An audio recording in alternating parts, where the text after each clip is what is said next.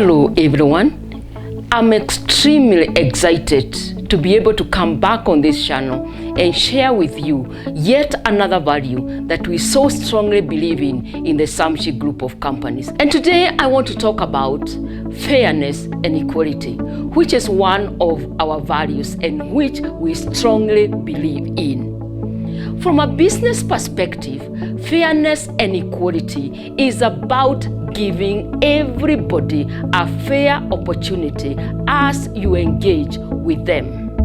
And who are the people that we engage with as we do our businesses? You will engage with your employees. You will engage with your suppliers. You will engage with your customer. You will engage with your bank. All these people will come along your way. And so, if you want to be fair, you cannot only be fair to some of them. You cannot be saying you are fair to your employees, you are fair to yourself, and then you are unfair to all the other institutions. My position is that with whoever I interact with, I must be able and I must be seen to be fair and to be equitable. I must be seen to be given equal opportunities to every person that comes my way. Is there an advantage of so doing? Yes, there is. For you to act fair and for you to act in an equitable manner, I do believe that there must be rules and regulations, because you cannot play a fair game if there are no rules and there are no regulations. Those rules, they must be understood by all the people. That means if you are relating with your employee as an employer, there must be a contract, and in that contract there must be the do's and the don'ts, the rewards and the punishment. Because if you don't have that, then you'll be operating with the rules of the jungle. And when the rules of the jungle come into play, I can tell you there can never ever be fairness. And as I've said, they must also be communicated. Let me also tell you that you cannot expect to play fair if either of the parties is not playing fair. Again, let me go back to the employment, because that is a very easy thing that we can deal with. For example, when you enter into a contract with somebody who is working for you, or into a contract with somebody you are working for, the contract, for example, you say you do this to get this. Well, you deliver this result and then you be given your salary, for argument's sake. What we keep on fighting along the way is at the point of contract, we are all in agreement of what we should do. But somewhere along the way, I keep on wondering what changes that one of the parties no longer honors their terms of the contract. When you're talking of the suppliers, yes, again, there are agreements. You say, we will do this, and the supplier will say, I'll do this, and the person who is being supplied the goods will also say, I will do this. But then along the way, things seem to change. And when things change along the way, when goalposts change along the way, and without adequate and good communication, the end game is this, that we no longer seem to operate from a position of fairness and equality. Fairness and equality is about treating people well. Yes, there are rules and yes, there are regulations. But there is something I also say. For you to be able to treat people well, you must take a moral position. And the first moral position that you must take is, what does God say about this? God is a God of justice. In fact, the Bible tells us that He detests ways that are not fair. When you don't treat people well, it upsets, it annoys God. And then I am told, and I believe it is true, that man is created in the image of God. And because man is created in the image of God, I expect him as well to follow the law of justice. And therefore, I strongly believe that each one of us is born with a natural sense of justice. Let me tell you something. When we were growing up, and please observe, when the children are playing in the field, rarely do they know that there is a difference between one or another. Even when they belong to different races, some of them are white, others are black. Some of them are coming from maybe an upper social class, and others are coming from a lower social class. But I notice and I have observed, when children are young, they rarely can ever play unfair. They are all pushing each other to do the best from where they are sitting without necessarily destroying the other person. Yes, there is a place of competition, but how do you play competition? Do you play competition against rules that are fair, or do you play a competition against a background where you want to destroy the other persons? Natural justice is that we should be fair in our environment. The advantage is when people perceive that the environment is fair, when people perceive that the work environment is fair, it has a way of increasing productivity,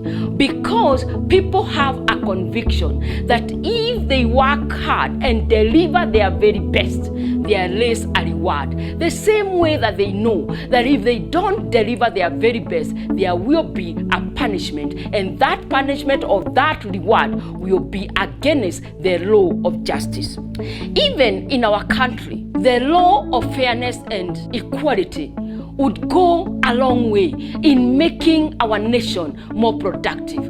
Right now, there are many of us who cannot engage in tender business because the environment has been set in such a way that it is so unfair that we never even attempt to go out there and do the businesses. Can you imagine if every Kenyan, for argument's sake, knew that they have an equal opportunity to be successful in this country? I know that together we will pull towards one direction, and that one direction would be to increase the productivity of this nation. But when young people, young men and women are just imagining that the environment has just been created to favor them that have, or to favor the older generation, then it becomes so difficult to pull to one direction. And so I strongly believe that fairness and equality is one of the values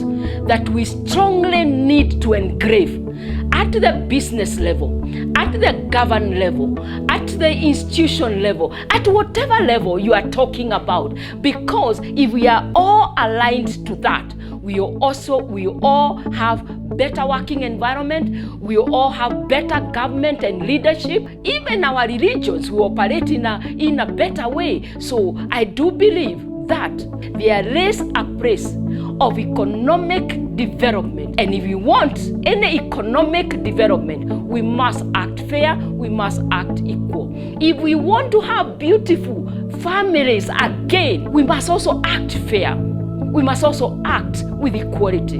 Because what are all these fights I keep on hearing about? One person wants to acquire, for example, an inheritance and acquire all at the expense of everybody else. Is that fairness? I believe it is not. What if we were all able to sit together and say, this is yours, this is mine, and we all work towards making each other a better person? For you to be fair, you must be able to protect and defend your might, because I do believe that this is a mindset. How do you acquire some of those biases? Perhaps it's the way you are brought up.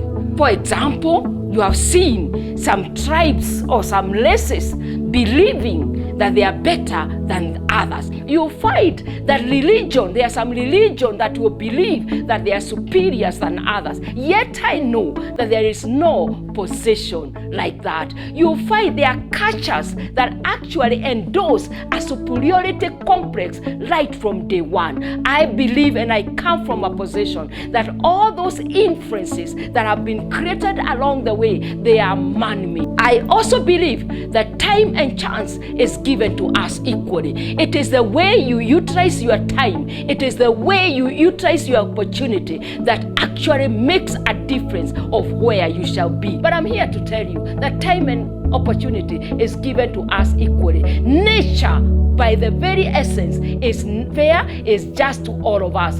And if you look deeply and clearly, you have a gift, I have a gift. What have you done with yours? You have a talent, I have a talent. What have I done with my talent? That's what makes the difference. So let's wake up and pursue our destiny against an understanding that God gave us a platform that was fair to us. But along the way, don't ignore that man will create unfairness and inequality. The question is, will you play in the man-made environment, which oftentimes speaks unfairness and inequality, whereas the fair possession and the ideal possession should be fairness and equality. I also know, having guarded myself against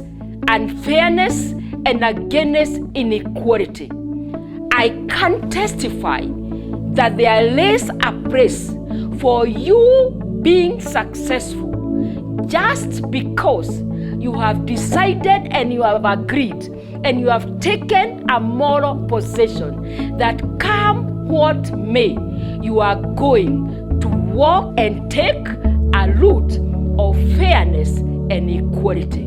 It has worked for me, and I believe it can work for you. I call you out to practice fairness and equality in whatever environment you find yourself in. You will never be a loser if you practice the principle of fairness and equality. Thank you.